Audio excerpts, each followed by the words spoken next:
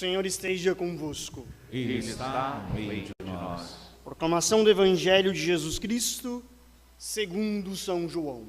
Glória a vós, Senhor. Estava próxima a Páscoa dos judeus e Jesus subiu a Jerusalém. No templo, encontrou os vendedores de bois, ovelhas e pombas e os cambistas que estavam aí sentados. Fez então um chicote de cordas e expulsou todos do templo, junto com as ovelhas e os bois. Espalhou as moedas e derrubou as mesas dos cambistas. E disse aos que vendiam pombas: tirai isso daqui. Não façais da casa de meu pai uma casa de comércio. Seus discípulos lembraram-se mais tarde que a Escritura diz: o zelo por tua casa me consumirá. Então os judeus perguntaram a Jesus: que sinal nos mostras para agir assim? Ele respondeu: destruí este templo e em 3 dias eu o levantarei. Os judeus disseram: 46 anos foram precisos para a construção desse santuário, e tu o levantarás em 3 dias? Mas Jesus estava falando do templo do seu corpo. Quando Jesus ressuscitou, os discípulos lembraram-se do que ele tinha dito e acreditaram na Escritura e na palavra dele. Jesus estava em Jerusalém durante a festa da Páscoa. Vendo os sinais que realizava, muitos creram em seu nome. Mas Jesus não lhes dava crédito, pois ele conhecia a todos e não precisava do testemunho de ninguém acerca do ser humano, porque ele conhecia o homem por dentro. Palavra da salvação. Glória a vós, Senhor.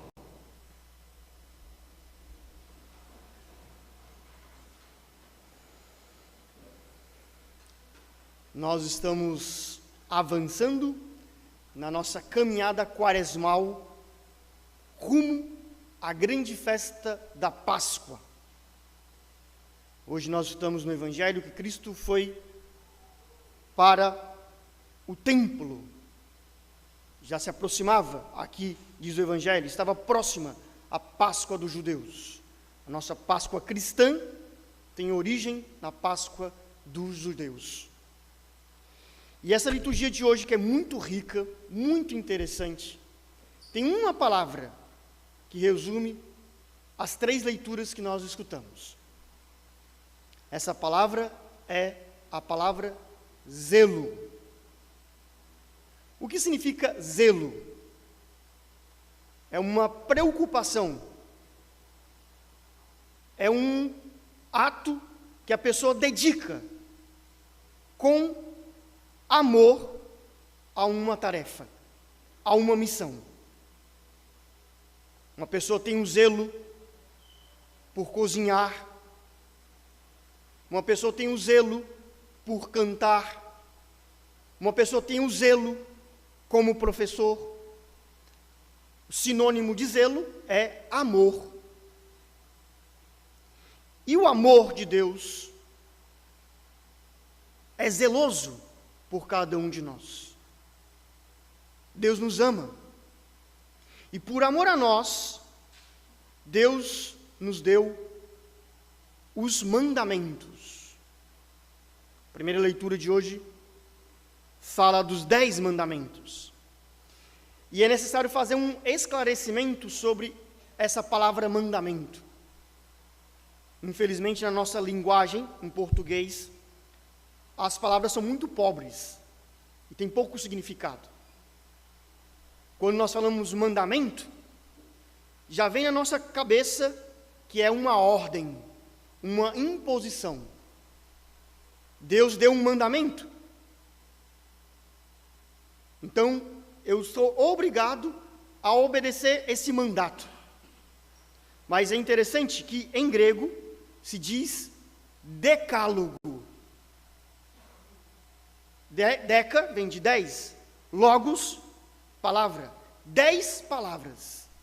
Deus não é que deu 10 mandamentos, não é que Deus deu 10 ordens, 10 leis. Deus deu 10 palavras. E a palavra para os judeus, a origem da palavra é muito interessante. A palavra está ligada com o amor. Quando nós estamos brigados uns com os outros, isso num relacionamento entre marido, entre as pessoas, primeira coisa que acontece quando a pessoa está brigada, não dirige a palavra. E Deus que nos ama, Ele nos dá 10 palavras de amor. Por isso os mandamentos não são leis, imposições, um legalismo, um moralismo, que você tem que obedecer 10 mandamentos. Não. Deus nos ama tanto que Ele nos deu um caminho de felicidade. Um caminho para nós sermos felizes. E mais importante de que obedecer uma série de mandamentos é saber o motivo, a causa que nós somos chamados a obedecer essas 10 palavras. E aparece já na primeira leitura, nos primeiros versículos. Deus pronunciou todas essas palavras. Eu sou o teu Deus, que te tirou do Egito, da casa da escravidão. Por que nós somos chamados a obedecer o decálogo? Porque Deus primeiro apareceu em nossas vidas. Deus primeiro se revelou. Deus tirou-nos da escravidão. Deus nos tirou do Egito. E a questão toda é saber se nós somos escravos ou livres. Se nós estamos no Egito, se nós estamos escravos apegados a bens materiais, a pessoas, ou se nós experimentamos já a Páscoa em nossas vidas, fomos libertados. Obedecer o decálogo, queridos irmãos, é um caminho de felicidade. É um caminho que nos conduz a estarmos em paz. Ao passo que se nós desobedecemos esse decálogo, nós sentimos a escravidão dos nossos pecados. É muito importante nós sabermos cada mandamento. Um exame de consciência para uma boa confissão se faz em cima dos 10 mandamentos. Eu estou preparando uma pequena cartilha, depois eu quero oferecer para vocês como fazer um exame de consciência para confessar. O que significa amar a Deus sobre todas as coisas? O que significa santificar o dia do Senhor? O que significa honrar pai e mãe? Aqui é uma frase, deverás honrar teu pai e tua mãe. O que significa não matar? E aí tem uma série de perguntas que pode te ajudar a pensar nos teus pecados, que nós muitas vezes desobedecemos. Nós temos a oportunidade de ter um Deus que nos ama e nos perdoa, em cima desses mandamentos, dessas 10 palavras de amor. São Paulo hoje, na segunda leitura, fala o que é o amor. O amor não é um sentimento. O amor não é sentir o coração pulsar por um homem ou por uma mulher. O amor é Cristo, crucificado, que deu a sua vida por cada um de nós. E esse amor, hoje, é manifesto no Evangelho. O amor, o zelo que Cristo tem para purificar o templo. Não só o templo físico, mas o templo do nosso corpo, o templo da nossa alma, que está sujo, que está imundo, que tem um monte de animais dentro de nós, guerreando. E Cristo, por amor, por zelo, ele pega um chicote e expulsa toda a bagunça que está dentro de nós. É muito interessante nós sabermos a origem do templo, porque tem o templo, nós temos esse templo físico, e nós procuramos com muito zelo, com amor, cuidar do templo físico. Quantas igrejas maravilhosas, belas existem, que nós já fomos em muitas. Aparecida, igrejas belíssimas aqui no Brasil, a igreja estupenda que tem, por exemplo, do Vaticano, poderíamos dizer que é o grande templo, a Basílica de São Pedro. E por que nós amamos e cuidamos desse templo? Porque o templo, sobretudo para os judeus, e o cristianismo vem do judaísmo, é a Shekinah, a presença de Deus. Deus está presente aqui nesse templo, e por isso nós cuidamos desse templo, com muito amor, mas atentos, que essa é a novidade de Cristo. Cristo não está presente, Deus não está presente somente aqui nesse templo, nessas 4 paredes. Não! Cristo também está presente na tua casa. Cristo e Deus também está presente no teu trabalho. Santa Teresa d'Ávila dizia que Cristo também está nas panelas. Nós pensamos que só aqui no templo nós temos que respeitar, não pode conversar, só aqui no templo eu tenho que colocar uma roupa digna, só aqui no templo eu tenho que ficar quietinho, só aqui no templo eu tenho que colocar um paninho na cabeça, só aqui no templo eu tenho que colocar uma saia longa, só aqui no templo eu tenho que colocar o meu terno, só aqui no templo. E nós fazemos da religião uma dicotomia. O que significa dicotomia? Uma separação. Dentro do templo eu sou uma coisa, fora do templo eu sou outra coisa. E hoje a novidade de Cristo é que o templo somos nós. O nosso corpo é templo do Espírito Santo. E o que nós somos aqui dentro da igreja, o que nós somos aqui nesse templo, nós também somos chamados a sermos o mesmo aqui nesse templo, fora do templo também. Nas nossas conversas, nos nossos relacionamentos, no trabalho, em tudo. Não só no templo, mas fora do templo também, manifestar a Shekinah, manifestar a presença de Deus. Se nós somos chamados a cuidar do templo físico, com muito amor, com muito cuidado, da maneira que nós podemos, nós somos chamados a cuidar do templo do nosso corpo, que é templo do Espírito Santo. Nós também somos chamados a cuidar de outro templo, a nossa casa, que é um templo. E eu falo da casa física mesmo. Algumas pessoas, alguns cristãos não cuidam da sua casa. E deixa a casa bagunçada. Deixa a casa feia. Deixa a casa mal arrumada. Sobretudo agora em tempo de pandemia, mais do que nunca nós temos falado da igreja doméstica. E se nós cuidamos aqui da igreja física, pintamos, colocamos iluminação, não deixa uma lâmpada queimada, pinta uma grade. Se esse amor que nós temos aqui pelo templo, esse mesmo amor deveria ter na tua casa. Não deixar a tua casa de qualquer jeito, com a parede quebrada de qualquer jeito. Se possível, se você tem uma condição de cuidar da sua casa, claro que você deve cuidar da sua casa, porque é um templo, porque ali é a presença de Deus, para você se sentir amado. Eu tenho repetido isso várias vezes. Por que nós cuidamos desse templo? Porque Deus está presente aqui, e nós fazemos o melhor aqui nesse templo. Por quê?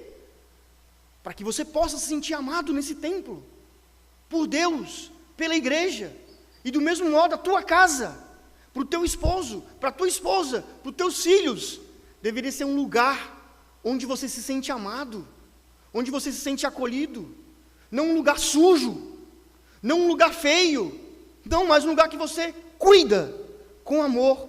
Esse é o templo também, que Cristo cuida, e nós somos convidados também a cuidar da casa física. Eu tenho experiência, já falei para vocês, de vir de Belém do Pará, a igreja, o templo que foi construído na paróquia que eu trabalhei em Belém, era no lixão. muito feio, lixo, imagina. De repente apareceu uma igreja imponente, uma igreja que cabe 700 pessoas sentadas, grandíssima, linda. Começou naquele bairro, uma igreja, um templo, cuidar do templo, pintar bonito. As pessoas começaram a cuidar das suas casas. As pessoas começaram a cuidar, a casa não era pintada, pintar a casa não tinha nem chapisco, fazer um embolso, colocar uma lâmpada. Isso é o zelo pela nossa casa, onde nós moramos, que é a nossa igreja doméstica. Para terminar, irmãos, são as últimas palavras de Cristo nesse evangelho, que são palavras duras de Cristo, que cada um de nós pode pensar no que Cristo quer dizer a cada um de nós de maneira particular. Depois de Cristo fazer muitos sinais, expulsar os cambistas, muitos creram em seu nome. Mas diz aqui a palavra, mas Jesus não lhes dava crédito, porque conhecia a todos. Cristo nos conhece, irmãos. Nós queremos fazer finta que somos religiosos. Nós queremos fazer finta aqui dentro do templo que somos uma coisa. Mas Cristo sabe que está dentro de nós. Cristo sabe das nossas más intenções. Cristo também sabe das nossas boas intenções também. Por isso nós também temos que ter paciência conosco mesmo, porque Deus é paciente conosco. Nós estamos, enquanto vivos aqui na terra, em constante construção. Um templo que está em constante construção. Nós estamos reformando, estamos em obra na Capela Divina Espírito Santo. E como é que é uma obra? Todos aqui já passamos por obras. O que significa uma obra? O que significa construir uma obra? Sujeira, poeira, estresse, brigas. Acontece de tudo numa obra. Mas de repente limpa, de repente pinta e aparece o esplendor do templo lindo. Assim também é a nossa vida também, irmãos. Deus nos ama muito. E Deus sabe que nosso coração está cheio de sujeira, de bois, de pombas, de animais, está tudo sujo. Deus sabe dos nossos pecados, Deus sabe das nossas mazelas. Mas se hoje nós não somos fingidos, se hoje nós não somos hipócritas, se hoje nós não queremos mostrar uma coisa que nós não somos, se hoje Deus vê a nossa intenção de amar, de obedecer às suas 10 palavras de amor, Deus constrói um templo lindo. E Deus está construindo um templo lindo da nossa alma, da nossa comunidade. Mas para construir esse templo, leva muito tempo. E repito, toda a nossa vida, enquanto estivermos vivos, será uma construção desse templo. Às vezes nós desanimamos da obra, cansamos da obra, mas temos paciência. Deus está construindo um templo lindo, o templo do Espírito Santo.